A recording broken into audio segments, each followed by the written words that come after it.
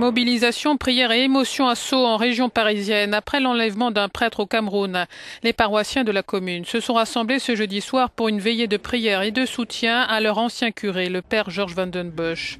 Tout sera fait pour qu'il puisse être libéré dans les meilleurs délais, a assuré le président français. Georges Vandenbussche, que l'on voit ici sur ces images, était au Cameroun depuis 2011 et savait qu'il se trouvait dans une région dangereuse, a indiqué le ministère français des Affaires étrangères. Il a été enlevé dans la nuit de mercredi à jeudi.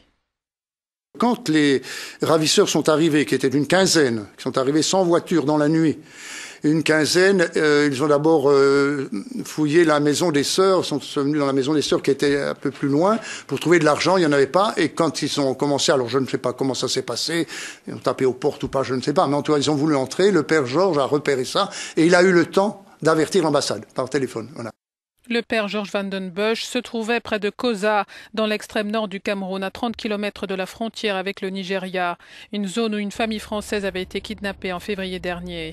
L'enlèvement avait été revendiqué par Boko Haram, le groupe islamiste armé nigérian.